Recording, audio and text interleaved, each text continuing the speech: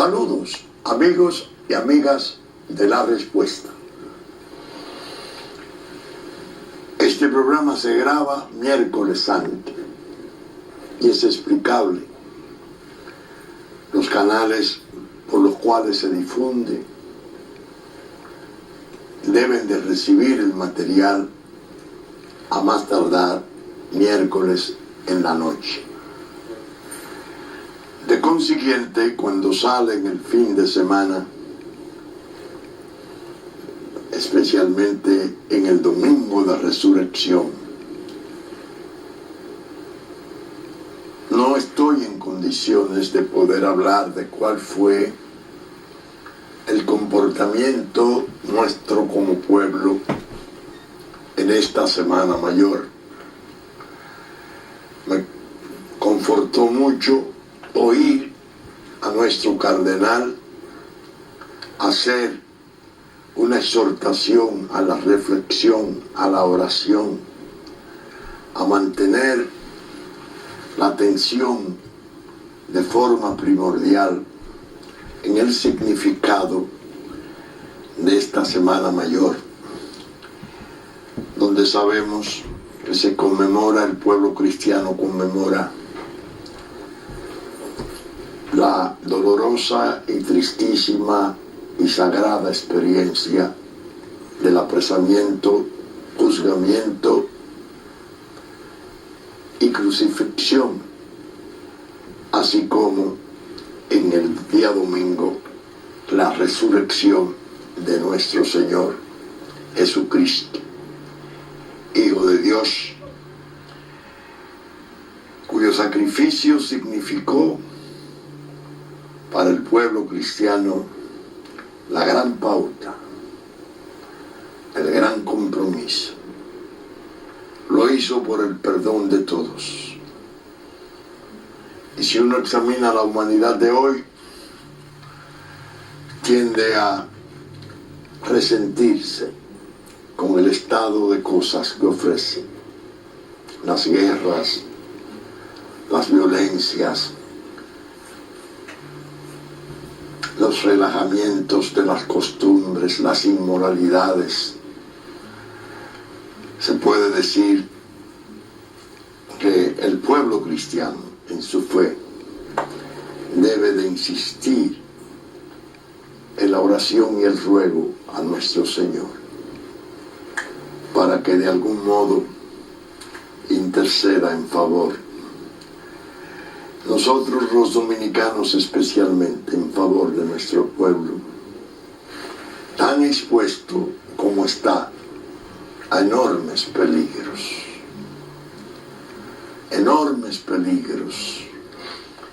que pueden conducirlo a perder la propia supervivencia en su organización jurídica como Estado. Pero bien, voy a tratar dos temas. El primero se refiere a un fallo judicial que se dictara por uno de los magistrados miembros de la Suprema Corte de Justicia, el magistrado Alejandro Moscoso Segarra, mediante el cual se ordenara un no lugar en la persecución al senador de la República, secretario de organización del partido de gobierno, Félix Bautista. Ese fallo de no lugar fue seguido de unas protestas airadas, violentísimas, del Ministerio Público, a la cabeza del cual el Procurador General de la República no omitieron epítetos ni desprecios, ya no para el fallo, ya no para el juez que lo dictara, sino para el sistema judicial nuestro total, para nuestras cortes y tribunales, la justicia. Han salido unos prohombres del Ministerio Público que parecen recién llegados de Marte. Estaban en el planeta Marte y acaban de llegar.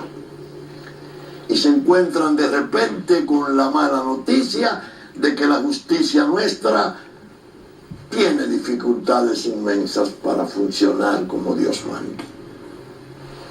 Ellos no lo sabían, porque nunca han formado parte de ella. Porque ese procurador se está estrenando con esa experiencia. Él no fue magistrado procurador fiscal en el gobierno de Leonel Fernández. Él no fue procurador general en el gobierno de Leonel Fernández en la fecha crítica del 2004, cuando el actual presidente de la República, ministro de la Presidencia entonces, un hombre que no es dado al sensacionalismo, que se caracteriza por la prudencia de su silencio, dijo en un momento que existían 34 auditorías del gobierno saliente de Hipólito Mejía, que el día que el país las conociera se caería para atrás. El Procurador General de la República, el señor Domínguez Brito, parece que ese día no leyó la prensa, ni vio la televisión, ni pudo oír lo que Danilo Medina decía. Esto me lleva a mí a pensar, y lo he hecho en la semana, a que sigue siendo cierto aquel aforismo que dice: cuando a la sala de justicia entra la política, la justicia se lanza por la ventana. La política es el componente agregado más infeccioso, más aberrante que se puede alojar en la experiencia judicial. En este caso, sabemos que se había producido un archivo definitivo en el gobierno de Leonel Fernández el último día. El magistrado Toniel Bonilla lo había decretado así. Ese archivo fue recurrido inmediatamente después del cambio de gobierno y el Pleno de la Suprema Corte de Justicia se rehusó a revisarlo, revocarlo, y dijo que había sido obra del Ministerio Público y que la integralidad del Ministerio Público, el carácter indivisible de este, indicaba que no había posibilidades de reabrir ese caso. Es decir, que si había alguien que podía conocer de esa decisión del magistrado Bonilla, que era procurador entonces adjunto a su procuraduría, era el procurador Domínguez Brito. Al principio de gobierno del licenciado Danilo Medina Sánchez, se abrieron procesos y se sintió una corriente fuerte de acusaciones contra el presidente saliente, Leonel Fernández. Primero fue el espanto aquel del déficit fiscal, que se presentó en condiciones que parecía un terremoto. Cuando se analizó el déficit fiscal y se vio cuántos gobiernos del mundo lo tenían y cuáles habían sido las implicaciones, se desvaneció. Después vino otro terremoto de menor intensidad, pero terremoto al fin. El hombre fue perseguido porque la fundación, esta Global Democracia y Desarrollo, era un resultado de lavado de activos. Lo había hecho una querella de un hombre público espectacular en el sentido de que pudo lograr la hazaña de que, habiendo perdido reconocimiento su partido después de un 1%, sin tener partido nuevamente, en una de esas encuestas, de esas llamadas encuestas que están en tiempo de zafra, distante de la fecha del proceso electoral, y se permiten todos los excesos, lo llevó de un 1% a un 23%. En esas condiciones se cayó también el sometimiento por lavado de activos de esa fundación, que no es de Leonel Fernández, que es una entidad pública que ha tenido un historial de servicio importantísimo para la cultura y para la formación de los jóvenes nuestros, entre ellos hijo del propio querellante, becario. Es decir, que la persecución era tan feroz que ni siquiera ese tipo de escrúpulo mínimo. Yo lo voy a acusar de lavado de activos a la fundación que becó a mi hijo. No, todo se vale. Se cayó también. Pero parece que al procurador Domínguez Brito, que tiene propósitos claros, evidentes, de postularse como precandidato presidencial y eventualmente, si se presentan las condiciones favorables, ir a la fórmula, porque así se le ha prometido de algún modo desde sectores de gran poder periféricos del gobierno mismo, pero con una gran influencia para hacer decisiones en el gobierno. Retomó el expediente del archivo de Bonilla y pasó más de un año trabajando en eso. Según parece, por lo que hemos visto que ha trascendido, repitió los cargos, los hechos, intentó una doble persecución, que conforme a la normativa procesal penal actual y la propia Constitución del 10 así lo consagra, se considera algo imposible de llevar a cabo con el más mínimo éxito. La persecución, al duplicarse, se cae. Se cae de tal modo que se diferencia de la legislación anterior, que tenía ventanas abiertas para los nuevos cargos y esas cosas. Se hundió la persecución. ¿Sabía el procurador Domínguez Brito que eso era así? Claro que sí. En realidad tenía el procurador Domínguez Brito interés de un juicio judicial. No estaba buscando escenario en la justicia para hacer un juicio mediático paralelo. Sí lo hizo. Twitter y declaraciones a la prensa, a la radio y a la televisión. En paralela. El juez trabajando cientos de horas con tribunas ahí muy nutridas de abogados, porque eran 4, 5, 6 los imputados. Son los imputados. Está pendiente un recurso de apelación todavía, que parece que se tiene la ilusión que lo conocería una nueva Suprema Corte de Justicia, porque se va a forzar desde la calle la renuncia del actual. A lo mejor después sobreviene un movimiento adicional para pedir la reproducción de la Suprema Corte de Justicia que teníamos. Por Dios.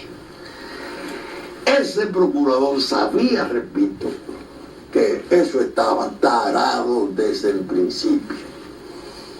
Adornaban los hechos, incluso, según me estuvo explicando un abogado que estuvo en el juicio, ahí habría motivos incluso para derivar responsabilidades de quienes trabajaron en la investigación, porque parece que apelaron a ardides un tanto dolosos para tratar de disimular o enmascarar, disfrazar hechos que ya habían sido considerados y presentarlo como que era una acusación distinta a la que se había archivado.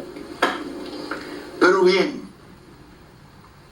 ¿qué pasó entonces? La política entró desde el principio a la sala de justicia y la justicia se ha lanzado por la ventana, despavorida, al grado de que la propia Suprema Corte de Justicia incurrió en lo que yo entiendo que es un error. Dio una serie de explicaciones sobre el fallo. Era tanta la presión mediática, era tanto el acoso, que la Suprema Corte de Justicia sucumbió a la presión. Se olvidó de la vieja afirmación de que los jueces hablan por sentencia y puso 4 o 5 de los fundamentos esenciales del fallo. Parece que en un gesto de solidaridad con uno de sus jueces, que estaba listo, y parece que hay quienes lo perciben todavía como listo para su crucifixión. Por ahí apareció un tunante que es aspirante a la presidencia diciendo que ese era un juez corrupto, que esa era una repetición de sus años. Increíble. Todo el mundo vio a ese juez en la Fiscalía del Distrito Nacional. Todos los dominicanos saben con la rectitud con que ese hombre obró frente a carteles de droga, que quizás sea por ahí que viene la inconformidad de esas descalificaciones hechas por gente que no tiene la más mínima posibilidad de hablar ni de justicia, ni de corrupción, ni de nada que se aproxime a eso, porque ellos hicieron horrores y fueron perdonados, desde la droga hasta la corrupción peor. Entonces, al país se le está ofreciendo ese espectáculo. Comenzó la campaña electoral. Pero es que el fallo de Bautista va en paralela con la traída VIP, Very Important Person, de Quirino Paulino, un capo, confeso, convicto, condenado, acarreador de cientos de toneladas de cocaína, que inexplicablemente para muchos, no para mí, se trajo casi como un héroe nacional a decidir o a influir en lo que podría ser la política dominicana. Ahí lo tienen. Ahí lo tienen. El procurador general dijo que declare para yo ver si lo puedo interrogar. Pero el procurador general debe saber que su dependencia de la Procuraduría General, servida por una joven profesional de su pueblo, fue la que recibió a ese señor allá en el consulado, y la más activa, y la más dinámica, y la más exigente, para que se normalizaran los papeles. Y junto con un cónsul que hay ahí, y otro que es un periodista, no sé qué cosa, pariente, Torres Domínguez, fueron los que proveyeron a ese nuevo as de la política nacional que vendría a ser Quirino Ernesto Paulino. Debe saberlo, lo que indica que él debe de recibirlo aquí y debe de conocer incluso que ese señor está haciendo recuperación de capitales sobre bienes que no fueron comprendidos los procedimientos. Yo le mostré hace 3 semanas un caso donde hay amenaza de muerte incluida. Es media palabra. Un espectáculo deprimente para el país. A los jóvenes entiendo de 40 años abajo, ¿no? Yo debo recordarle esto, señalarle esto, para que no sean extraviados ni confundidos. contra mí, toda esa basura de las redes que anda ahí al servicio de estructuras de poder, paradójicamente, del propio gobierno, se han ensañado también contra mí. Ah, mire ahí, que hablen. ¿Que hable de qué? ¿Será que vuelva a hablar de lo que he hablado por décadas? Yo participé 2000 horas en un juicio criminal contra un expresidente de la República, un ex SAD económico, un ministro de Fuerzas Armadas, decenas de oficiales de policía. Proceso que conociera al juez más íntegro y más honesto que este país ha tenido en toda su historia, Juan María Severino. A ese le propusieron cientos de incidentes en las dos etapas del juicio, en las primeras 1000 horas y en la segunda. Se retiraba a su despacho y venían las soluciones, con lo que le estaba dando un mentiz a todos aquellos que decían que eran ignorantes, que eran bárbaros, que no tenía la más ligera noción del derecho y que estaba al servicio del abuso. Condenó a 20 años a ese expresidente y a todos. Y esa condenación fue apelada. Y cuando hubo cambio de gobierno, ese que está hablando ahí, diciéndole corrupto al juez Moscoso, con una carta de un párrafo, retiró la acusación. El Estado no tiene interés en eso. Eso fue una persecución de tipo político. Hecho el loco. Qué bonito es. Pero a los jóvenes yo les digo, ese expresidente se asiló en la embajada de Venezuela. Gobernaba Venezuela el partido gemelo del Partido Revolucionario Dominicano. Gemelo. El doctor Jaime Lucinchi sometió, como era la norma en Venezuela entonces, a la consideración de una comisión de ex cancilleres, 7 en total, la evaluación del sometimiento. ¿Qué había hecho yo? Mi denuncia querella. Tuve la oportunidad de ser visitado por el viceministro de Relaciones Exteriores de Venezuela de entonces, que vino a traerle la noticia a ese expresidente ya fallecido, que su gobierno, es decir, el gobierno de Acción Democrática, el hermano gemelo del PRD, le negaba el asilo, porque el sometimiento había sido sometido a examen de esos juristas ex cancilleres y habían llegado a la conclusión de que no se detectaban en el mismo móviles de persecución política ni de ningún género que no fuera una persecución de índole criminal indudable, ordinaria.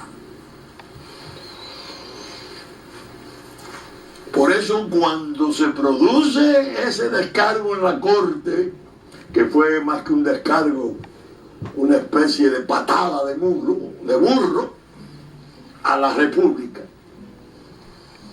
yo me quedé tranquilo de conciencia y me tuve que sonreír del escarnio. Si no se hubiese producido la negación del asilo, si el fundamento de esa negación del asilo no hubiese sido que el sometimiento era de orden penal, criminal estricto, yo me hubiese sentido muy deprimido y muy mal, tuviera un cargo de conciencia. No, esa decisión internacional salvó la honorabilidad tanto del sometimiento como del fallo condenatorio.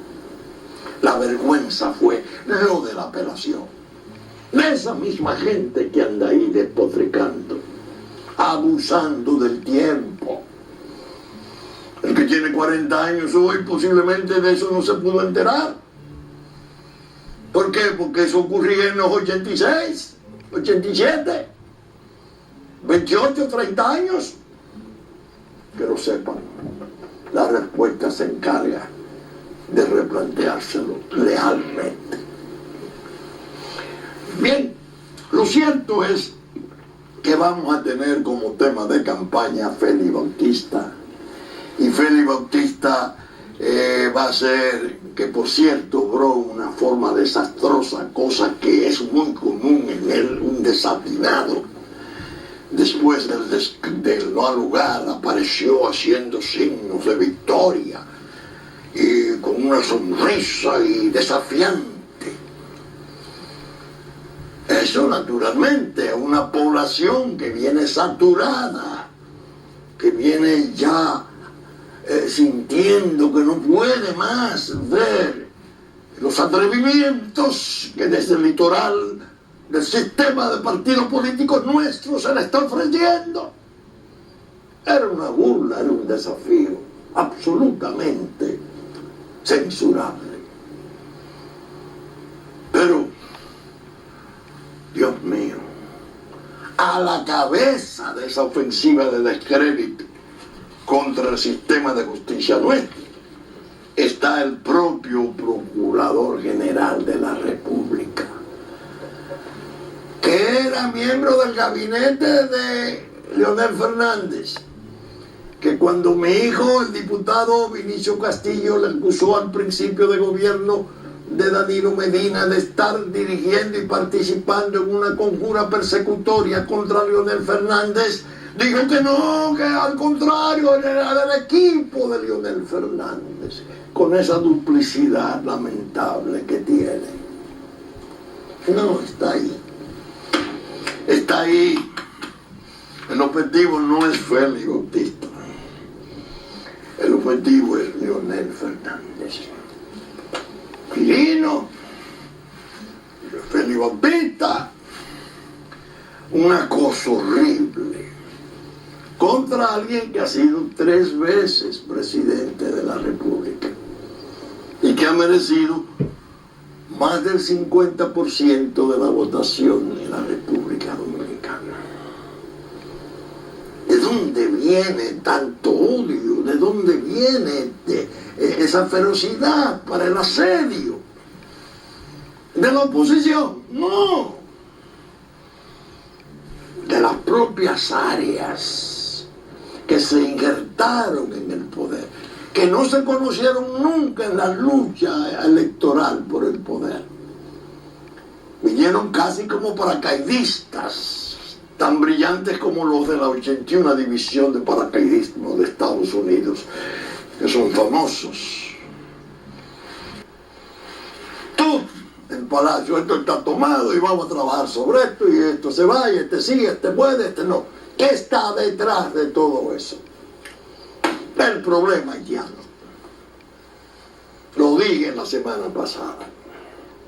Leonel Fernández no es confiable, ni le interesan a muchos sectores de poder en Estados Unidos y en las potencias mismas que pudiera volver a la presidencia. Esa queja, esa censura al fallo de la Corte Interamericana es un atrevimiento de su parte. Se están contando con ese fallo para poder establecer una resistencia civil airada y armada a partir de junio. Trae la prensa ahora el recuento de que la prensa haitiana está inconsolable con lo que el presidente Medina dijera en la Asamblea Nacional en cuanto a que no habría prórroga, y que eso es un terremoto, y que la crisis humanitaria que está por surgir, Danilo Medina sería el culpable. Pero nos visitan, ya comenzaron a llegar los comisarios. Mírenlo aquí. Este listín diario trae esta visita. ¿Quién? El señor Shannon, que es un hombre esencial, mano derecha del secretario de Estado, John Kerry. Él viene aquí y el señor Adams, que es la mano izquierda, están las 2 manos en la isla de Santo Domingo, no para acicalarnos, sino para darnos en la mejilla y recordar lo que ellos quieren, viene a visitarnos aquí y va a Haití. Creo que otro diario de hoy, de miércoles, que no he visto, trae la fotografía sentado con Martelly y su gabinete. El señor Shannon viene y dice que él quiere que haya armonía. Nuestra relación bilateral es cada día más fuerte y más importante para los dos países. Claro, ¿cómo no? Si hay una operación en curso hacia un Estado binacional. Y dice que Haití debe hacer esfuerzos también, porque ellos esperan que la armonía reine entre los dos pueblos, los dos estados, las dos naciones. El señor Shannon,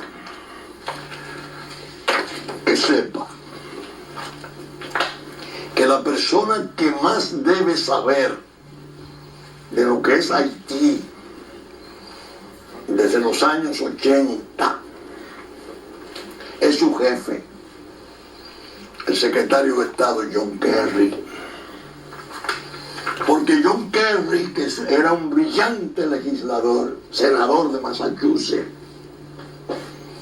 hizo un informe que ha pasado a ser un clásico, se le llama el informe Kerry. No solo sobre el manejo de las drogas de parte de la de la revolución sandinista, sino también de Haití. Y sabe que ese informe fue comentado profusamente por los diarios de su país y que el New York Times trajo un reportaje extensísimo sobre ese informe. Y entre otras cosas, el único párrafo que voy a leer para aprovechar el tiempo en la oralidad.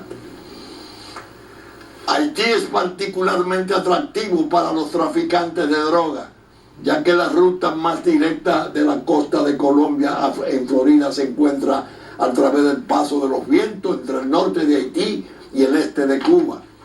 Puerto Príncipe es de aproximadamente 500 millas náuticas al norte de Colombia y 700 kilómetros al sureste de Miami.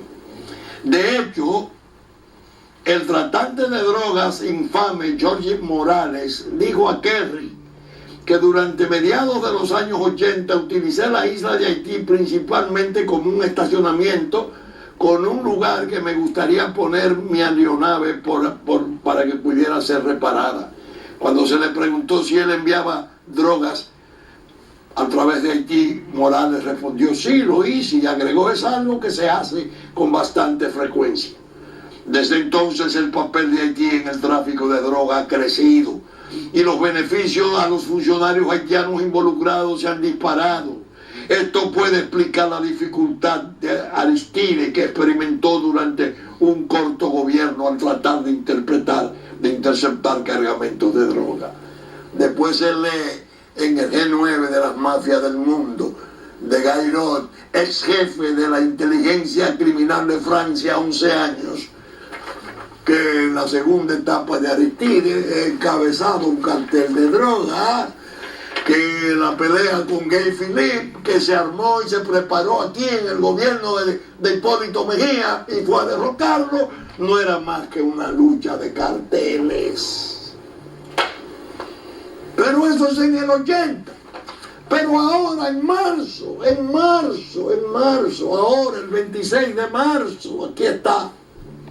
Hoy estamos a 5 de abril, estamos en los primeros días de abril. New York Times, marzo 23. Martelly se aferra al poder en Haití mientras el escándalo envuelve a su círculo y va describiendo toda la participación criminal de la gente más cercana, que posiblemente estaban sentados con él ahí, con el señor Shannon. Ustedes, los norteamericanos, saben exactamente que Haití es un narcoestado colapsado de décadas, que tienen 11 funcionarios electos con una población de 10 millones de habitantes y con eso es que ustedes aspiran a sentarnos a nosotros y nos tratan de embrujar para que sea un trato entre esos dos estados amigos. Todo eso es una patraña. Todo eso es disimulando el daño inmenso que está en curso. Entonces, ¿qué hacer? ¿Cómo tiene que reaccionar el dominicano? El problema es Félix Bautista. ¿Qué dice el Procurador General de la República del fraude de Fonper? 10.300 millones de pesos. Lo tienen allá, durmiendo en sus gavetas. ¿Qué dice?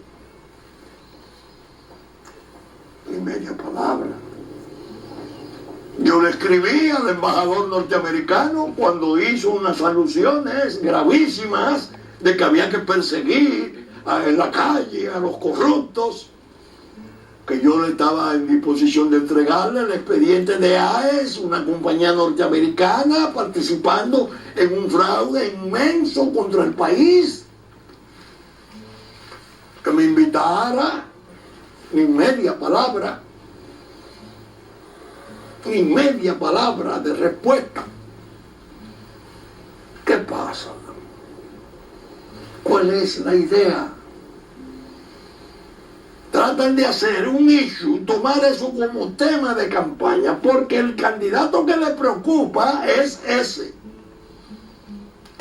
que parece estar decidido a tomar el discurso nacional, ese que incluso en el 10, a raíz del terremoto, se impresionó de tal modo que perdió la perspectiva y dejó de comprender que el trato con aquella gente no se podía bajar el umbral de cuidado, porque aquella gente está siendo materia prima para un experimento terrible de las potencias, que es el Estado binacional, la desaparición del Estado dominicano como tal.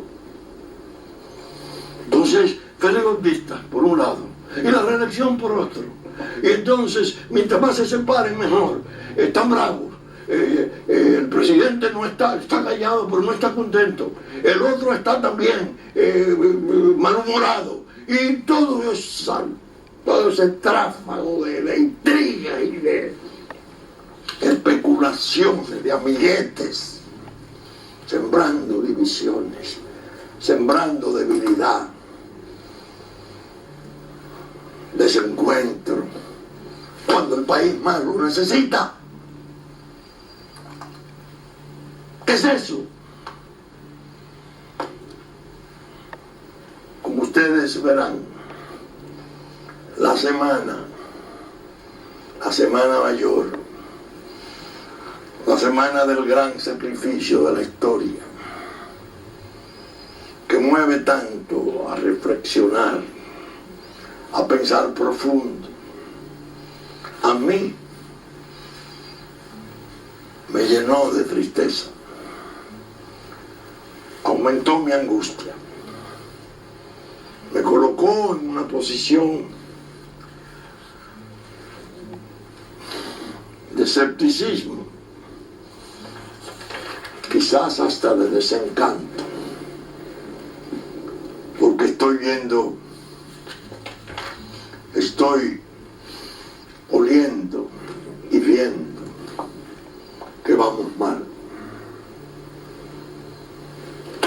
La República Dominicana tiene que irse preparando para asumir posiciones que hasta ahora no se han insinuado siquiera. Nos están malogrando. Y en medio de esto me llega un artículo de un amigo que me ayudó a consolarme en gran modo. Es más bien un hermano de un amigo, que yo a este no lo preciso, pero su hermano quiso que me hiciera llegar ese artículo. Cuando se levantan las alfombras, interesante, va describiendo cómo se fue desvaneciendo desde hace un tiempo largo el control fronterizo, cómo se ha ido desacreditando a la República a escala mundial, cuáles han sido las insuficiencias de parte nuestra para hacer una verdadera defensa del honor nacional. Entonces va hacia la indignación que está experimentando. Imposible entonces no cargarse de una indignación mayúscula, aparte de la sensación de estar atrapado por las tenazas de una angustia que no suelta al ver que los principios fundamentales de la nación han terminado severamente lastimados y el país puesto a merced de una fascinerosa confabulación internacional. En otras palabras, a todos nos ha embromado la vida, pues el daño ya está hecho. Yo al menos lo siento con toda la limpidez de una fatal estocada. Pero, y es cuando insisto, no importa lo terrible de nuestra desventura, oportunidades habrán de barrernos a todos juntos al polvo cuando levantemos las alfombras. Para mí es un tipo de expresión de un ciudadano a quien no conozco sino a su hermano, que me hace pensar en que no todo está perdido, en que el pueblo va a reaccionar. Mis alertas al liderato político nacional han sido incesantes. Al presidente de la República a la cabeza, a Leonel Fernández, he puesto sobre ellos dos toda mi insistencia, porque los grandes responsables de lo que pase serán ellos dos. No esos grupos que andan ahí en las sombras, tejiendo conveniencias y aprovechamientos insondables. El país está necesitando de defensa. Y esas cosas que contaba al principio, todo ese desorden, de esa justicia manejada con esa desfachatez, con esa agresividad, tratando de barrer con un poder público del Estado, desde el Estado. Un funcionario que tiene categoría constitucional equivalente al presidente de la Suprema Corte de Justicia, que no fue al proceso, 10 minutos para exhibirse y hacer una serie de lucubraciones disparatadas, que no fue capaz de ir a defender su acusación, a plantear sus razones, porque no las tenía, no sabía que no las tenía. Pero sus fines eran el aparato mediático a su servicio para tratar de engendrar todas estas barbaridades, todas estas turbaciones institucionales que trascienden hacia el público como que somos una tribu igual que la vecina, que va a celebrar elecciones y le dice sin rubor ninguno al secretario de Naciones Unidas: por favor no retiren las tropas en forma prematura, después de 17 años de ocupación, dicho por su propio presidente, un bailarín nudista que se tiene ahí como un jefe de Estado para decidir conjuntamente con el Estado dominicano la suerte de la isla. ¿Qué es esto? ¿Qué es esto, Dios mío? Yo pienso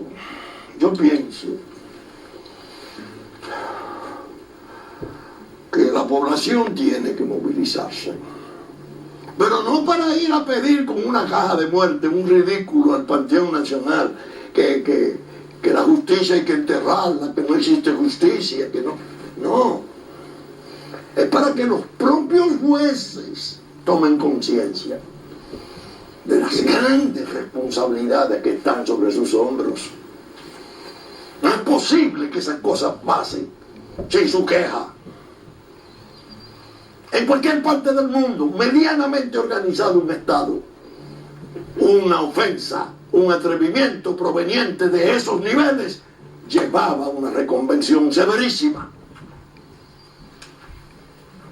Nadie puede, de repente, ni menos desde una posición de poder, execrar y insultar y despreciar a todo el aparato judicial nuestro. Pero ahora está el procurador convencido de que esa apelación es posible que no prospere. Él lo sabe. Porque un estudiante le dice por qué no puede prosperar. Porque está enredada en la cuestión de la doble persecución, que es un requerimiento procesal incomodísimo cuando se persiguen fines que no sean de justicia. Pero le interesa el espectáculo. ¿Por qué? Porque las altas cortes son hechura de ese candidato y están a su servicio.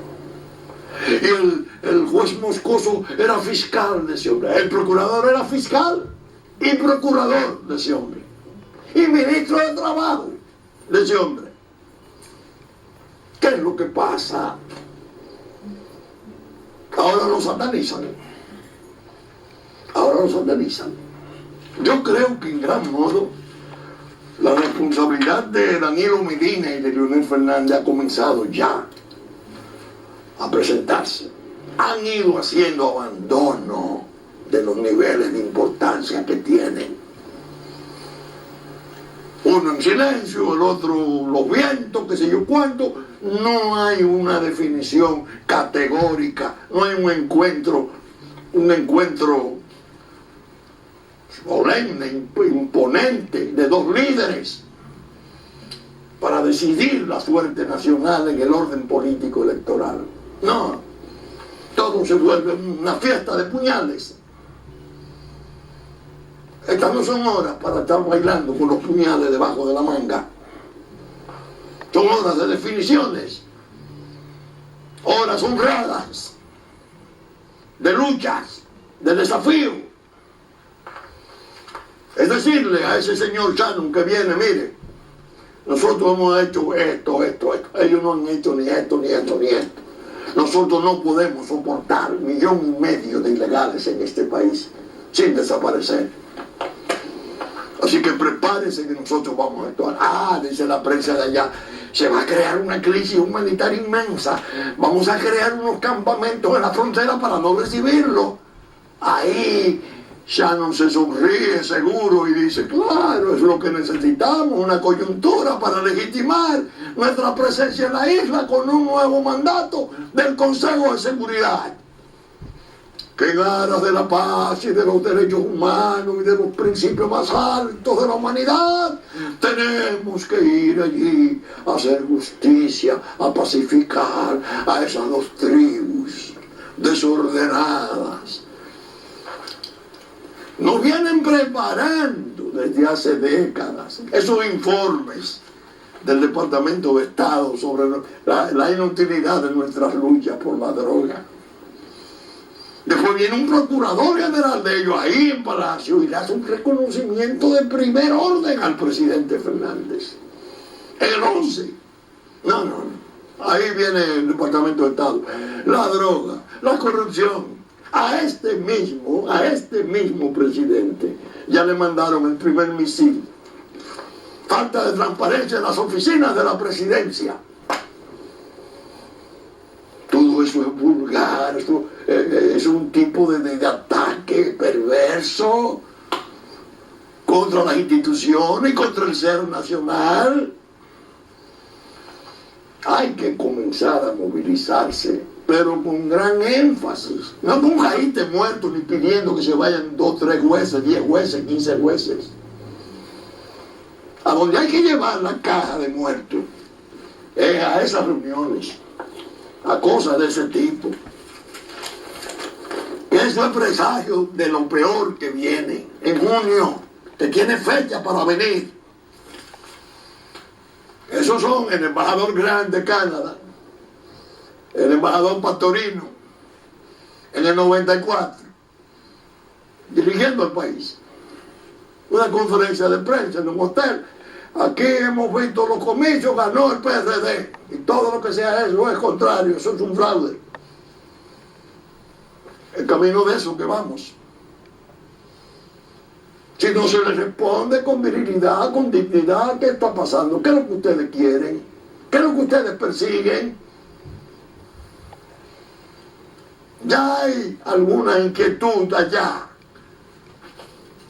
en los centros de poder de ustedes por lo que yo dijera en La Habana,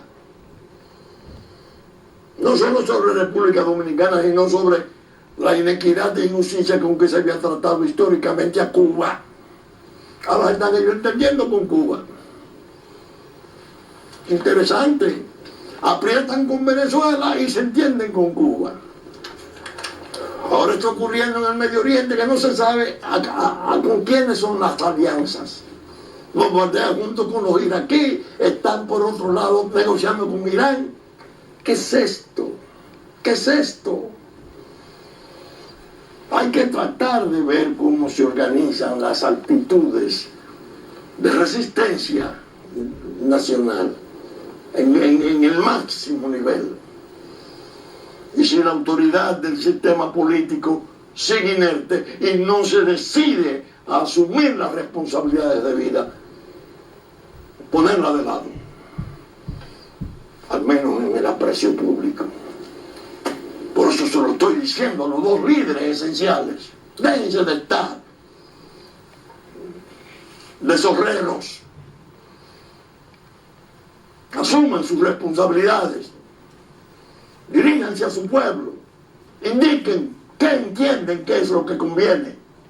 Y denle muestra al extranjero de que tenemos la consistencia de siempre, la determinación profunda de siempre que ha tenido el pueblo nuestro para reaccionar contra todas las inmensas vicisitudes que se le han propuesto y toda la desventura que le han impuesto con intervenciones militares y con violencia de todo género, y sobre todo ahora en el ejercicio terrible de ese desprecio artificial, fabricado a sabiendas de que nosotros tenemos tantas cosas buenas, generosas, que hemos hecho tantos esfuerzos por progresar, por desarrollarnos, más allá de todas sus maldades.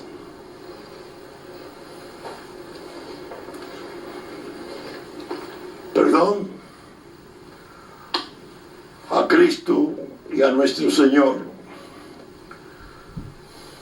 que en su semana las reflexiones vinieron a culminar en el día de la resurrección con una actitud airada, pero muy merecida.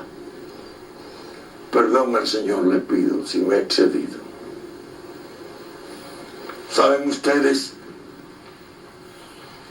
que estamos saliendo por Super Canal 33, 3 del cable, a las 11 de la mañana de domingo, que ya nos anticipó Teleradio América a las 8 de la mañana de sábado? TV Musa de Puerto Plata y TV3, TV Plata de Puerto Plata a las 5 de la tarde de sábado. Telefuturo a las 8 de la mañana de domingo. Telenor al mediodía de domingo. Cinevisión Canal 19 al mediodía de domingo. Teleimpacto al mediodía de domingo. Telenor a las 6 de la tarde de domingo. A las 9 de la noche Teleimpacto nuevamente. El lunes a las 8 de la noche en Teleimpacto. ¿Saben ustedes que reproduce nuestro contenido Diario Horizonte de Nueva York, Diario Digital Dominicano, y nuestra radiodifusión está a cargo, como siempre, de Radio Real de la Vega a las 11 de la mañana de domingo y 92 a las 8 de la mañana de domingo. Así como los canales amigos de Montecristi, Higüey, Sabaneta y tanta gente valiosa que nos alienta durante la semana. Esperamos estar con ustedes el próximo domingo en una nueva entrega de Su Respuesta, con la gracia de Dios.